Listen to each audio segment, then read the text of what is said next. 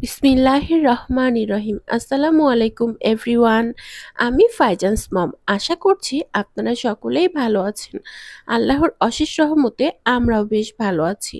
আর আজ আমি আপনাদের সাথে শেয়ার করব ইলিশ মাছের মাথা দিয়ে সবজি রান্না। তো প্রথমেই গরম কড়াইয়ে আমি হাফ টিস্পুন পরিমাণ জিরা টেলে নিচ্ছি, অর্থাৎ তাতানো জিরাতে আজ রান্না করব এই গোটা জিরা দিয়ে। তার মধ্যে দিয়ে দিলাম তেল, আর গরম হয়ে আসা তেলের মধ্যে অ্যাড করে দিয়েছি পেঁয়াজ কুচি।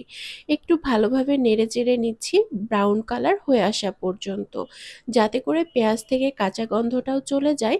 আর ব্রাউন কালার হয়ে আসা পেঁয়াজে রান্না করলে পেঁয়াজটাও খুব সুন্দরভাবে তরকারির সাথে মিশে যায় এবং তরকারি দীর্ঘ সময় পর্যন্ত ভালো থাকে।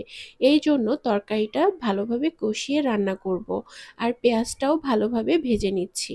যে কোনো খাবার নষ্ট হয় কিন্তু পেঁয়াজের কারণেই। তো এই যে দেখুন, আমি পেঁয়াজটাকে খুব সুন্দরভাবে ভেজে নিয়েছি, ব্রাউন কালার করে নিয়েছি। তার মধ্যে অ্যাড করে দিয়েছি স্বাদ মতো লবণ।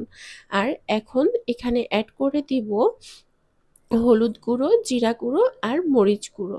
তো প্রথমেই আমি অ্যাড করে নিচ্ছি হাফ টিস্পুন পরিমাণ জিরা গুঁড়ো, তার সাথে হাফ টিস্পুন পরিমাণ মরিচ গুঁড়ো, আর সেই সাথে অ্যাড করে নিচ্ছি হাফ টিস্পুন পরিমাণ হলুদ গুঁড়ো। সব কিছুকে ভালোভাবে নেড়েচেড়ে অ্যাড করে দিব পানি। তো প্রথমে আমি তেলের ওপরে একটু নেড়ে নিব, যাতে করে কাঁচা গন্ধটা চলে যায় আর একটু ভাজা ভাজা হয়ে আসে। তারপরে অ্যাড করে দেব পাশের চুলায় রাখা কিছুটা গরম পানি দিয়ে সেই মশলাটা একটু কষিয়ে নিয়ে তাতে অ্যাড করে দিয়েছি টুকরো করে রাখা ইলিশ মাছের মাথা। এবারে মাছের মাথাটাকেও খুব ভালোভাবে কষিয়ে নিব, তাহলে তরকারিটা খেতে বেশ ভালোই লাগবে। আর কষানো হয়ে গেলে মাথার যে টুকরোগুলো করে দিয়েছি, মানে কষিয়ে নিচ্ছি, সেটাকে আর কি উঠিয়ে রাখবো, রেখে সবজি অ্যাড করব। দেখুন, আমি কিন্তু খুব ভালোভাবে কষিয়ে নিচ্ছি, তো মানে পুরো মশলা থেকে তেল ছেড়ে দিয়েছে। তো এবারে আমি মাথার টুকরোগুলোকে তুলে নিচ্ছি, তুলে আলাদা পাত্রে করে সাইডেই রেখে দিব। দেন আমি অ্যাড করে দিচ্ছি টমেটো, পটল, গাজর, আলু, মিষ্টি কুমড়া আর বেগুন। প্রতিদিনের মানে খাবারে আমাদের না কালারফুল ভেজিটেবল রাখা উচিত, তাহলে আমাদের শরীরে পরিপূর্ণভাবে ভিটামিনগুলো আসে।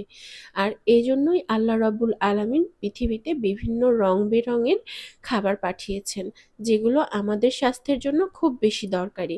তো আমিও এই যে কয়েক রকমের সবজি দিয়ে রান্নাটা করে নিব, তার জন্য কষানো মশলার মধ্যে ঢেলে দিলাম সবগুলো সবজিকে, দিয়ে ভালোভাবে নেড়েচেড়ে নিচ্ছি, যাতে করে সবজিগুলো খুব সুন্দরভাবে কষানো হয় আর রান্নাটাও খেতে যেন খুব ভালো লাগে।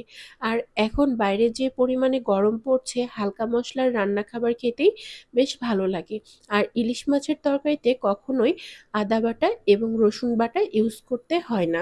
এতে করে তরকারির মানে মাছের যে ফ্লেভারটা সেটাকেও নষ্ট করে দেয়, তরকারির টেস্টকেও নষ্ট করে দেয়। তো এই ২ টা মসলা ছাড়া রান্না করলে খেতে অনেক বেশি ভালো লাগবে। এখন অ্যাড করে নিচ্ছি গরম পানি। গরম পানি দিয়ে রান্না করলে তরকারির স্বাদ এবং মান বেশ ভালো হয়। তো এই যে পানি দিয়ে আমি তরকারিটাকে ভালোভাবে নেড়েচেড়ে নিয়েছি। এবারে ঢাকনা দিয়ে ঢেকেও আমি কিছুক্ষণ রান্না করে নিব, যাতে করে প্রত্যেকটা সবজি খুব ভালোভাবে সেদ্ধ হয় এবং খেতেও বেশ ভালো লাগে। আর তরকারিটা আমি মোটেও শুকনা শুকনা করব না, এটা ঝোল একটা তরকারি হবে, যাতে করে মানে আরামসে এক প্লেট ভাত অনায়াসে খেয়ে নেওয়া যায়। আর গরমের দিনে হালকা পাতলা তরকারি খেলে শরীরও ভালো থাকে। তো এই যে আমি ঢেকে দিয়েছি, দিয়ে তরকারিটাকে ভালোভাবে রান্না করে নিচ্ছি। দেখুন, ঢাকনাটা তুলে আপনাদের সাথে শেয়ার করছি কেমন হয়েছে। আর এ পর্যায়ে এসে আমি ২ টা কাঁচামরিচ অ্যাড করে দিয়েছি, আর সেই সাথে অ্যাড করে দিচ্ছি কষিয়ে রাখা মাছের টুকরোগুলোকে। তো এই যে কষিয়ে রাখা মাছের মাথার যে টুকরোগুলো, সেগুলো দিয়েও আমি ভালোভাবে নেড়েচেড়ে নিচ্ছি, নিয়ে তরকারিটা ভালোভাবে রান্না করে নিব, যাতে করে খেতে বেশ ভালো লাগে আর দেখতেও বেশ ভালো হয়। তো এই যে দেখুন, খুব সুন্দর একটা কালার আসছে, তাই না? আর টমেটো দেয়া যেকোনো তরকারির কালার কিন্তু খুব ভালোই আসে।